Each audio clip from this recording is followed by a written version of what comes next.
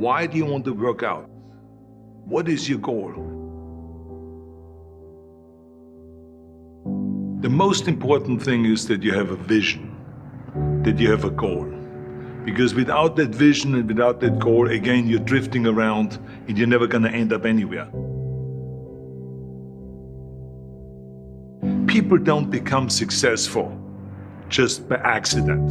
You know, I mean, maybe the guy that found gold in California and started the gold rush, but don't count on that. That's a one in a lifetime kind of a situation. So you got to really have a specific goal. And to me, to have that vision that I want to be Mr. Universe, that I want to be the greatest bodybuilder of all time. That was a great vision, and that specifically to look like Reg Park and to be up there on that stage and to lift the trophy overhead and to win the championship over and over and over again. So that was a great goal. You have to have a goal. Now, it doesn't have to be that specific goal, but it has to have some goal. This is why I always recommend to people, sit down, take your time, and start thinking about, why do you want to work out? What is your goal? And that can be as crazy as it is. It could be, I want to impress girls. If that's your goal, so be it, but it motivates you. It could be that you're emulating a certain, bodybuilder or a certain football player, a certain boxer, whatever it is. Have those pictures put all over the wall like I did when I was a kid. I put pictures of Reg Park and of Sonny Liston, of boxers and of Ali and of powerlifters and weightlifters all over my bedroom, wall. So that every day when I go to sleep, every day when I wake up, I look at those pictures and they motivate me. You need that motivation, and then therefore you have this kind of imprint in front of you all the time, and you know exactly what you're chasing. People always come up to me and says, why are you smiling? You're working out 5 hours a day. You're doing the same as the other guys, but the other guys have a sour face. They're pissed off that they have to do another rep or another set or something. I looked forward to another 1,000 reps of sit-ups. I looked forward to another 500 pounds of leg press or squat. I looked forward to doing more and more curls until my arms fall off. Why? Because I knew that every rep that I did and every set that I did and more weights that I lifted, I get one step closer to turning that vision into reality. So I was turned on by that. I was excited. I couldn't wait to get to the gym.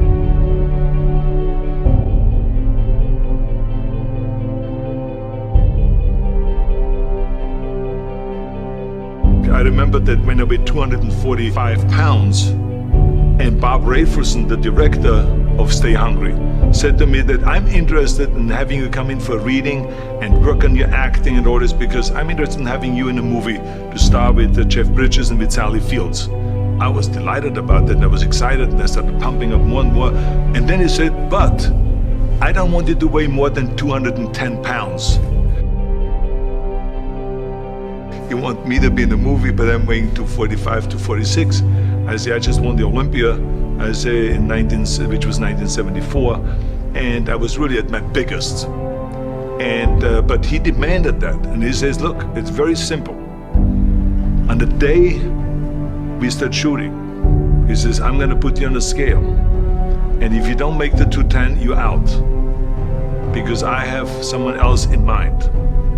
And I worked on it. I started visualizing myself very clearly as a lean athlete, because that's the only way I could lose that weight and all of a sudden get interested in running more, because up until that point I ran like 3 miles after training or before training or whatever, but now all of a sudden it was 5 miles, 6 miles, 7 miles, 8 miles, and they even ran mini marathons in order to lose the weight, and I did everything with high reps, and I was watching my diet, what I eat and all those kind of things.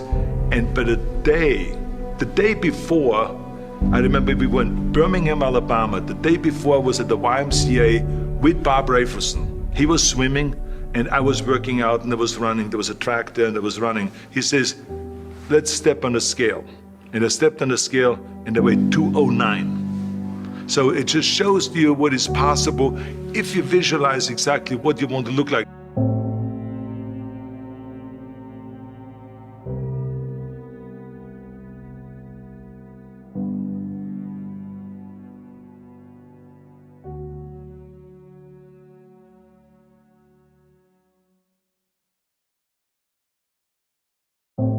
And there was no room for any kind of like, well, I can't get my act together or anything like this, because there's only a certain amount of time. But the key thing again is have the clear vision. Have the specific goal of what you want to accomplish, because then you never go to the gym and you say, the day I feel down a little bit, I don't know what it is all about, I don't know my life, I'm confused. No, I tell you that I was a perfect example of someone that was not confident at all.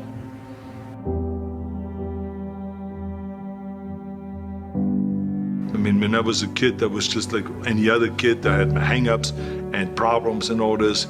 But when I joined the weightlifting club and I won my first little trophy because I did the best clean and jerk, and then we went to another meet and I won another little trophy, I started feeling like somebody.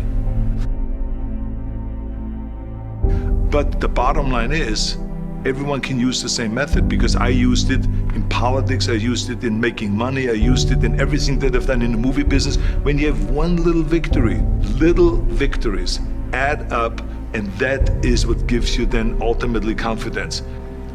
Well, for me, the most important thing always is to have a deadline. So when I, for instance, had a competition, and let's say the competition was in the middle of September, and it was now beginning of summer, so there was no more time to screw around. So there was the time now to get going on a diet, to get going with the training, to not slack off at all, because there was a deadline there. The day of the competition, I had to be in the best shape possible. And I knew that if I come to the competition and I lose because I did not schedule my training the proper way, or I didn't have the right frame of mind, or I didn't give everything, literally worked my butt off, I would be just so angry. So I never wanted to be in that situation. So this is why it was very important to pick that time and to say, this is when I have to be in top shape, and then I work towards that. But it's not just with the competition. I mean, it's the same in the movie business. I mean, to me, it was always a big advantage when I said, okay, my movie starts on April 1, and I have now 3 months, so I have to get really in great shape. So you pick those times. It could also be that you have no movie and you have no Mr. Olympia or no Mr. America, no Mr. Universe coming up or any of those things. But you say to yourself, the summer starts in June. I'm gonna go to the beach in June, and at that time, I want to be in great shape. So that creates an urgency that makes you really start training hard and taking it seriously. Because if you don't have a specific plan, then you wander around. I mean, you can have, as I've told you many times, the best ship or the best plane in the world, but if you don't have a specific goal where you want to go and when you want to get there, you just drift around and you never get anywhere. So this is why it is so important to create that urgency and have a specific time when you want to be in shape. Well, I mean, look, everyone has a problem with time, but the day is 24 hours and we sleep 6. Now, I know there's some out there that say, whoa, I need 8. Well, I say just sleep a little faster, because the bottom line is we have 6 hours of sleep, 24 hours are available, so you have 18 hours now available to your work, your family, your hobbies, and also to learn something new or to do something new, which could easily be that you want to learn a new language, or that you want to read as a New Year's resolution, I have to read a book every week, or you say, I'm gonna go and reshape my body. So you're gonna go and take this hour out of your schedule and say, I'm gonna train an hour every day. So this is, for most people, a huge challenge, but it is totally doable, I can tell them, because the kind of things that I did when I came to this country, I mean, I went to school, I was working in construction, I was working out my 5 hours a day, I was taking acting classes from 8 o'clock at night to 12 midnight, I was doing all of those things. I wanted to make sure that out of the 24 hours of the day, that I don't waste one single hour. Those hours were too precious. And so there I just want to tell people, don't give me this thing, I have a difficult time with the time and I don't have time for this and I don't have that. You have time, you make the time.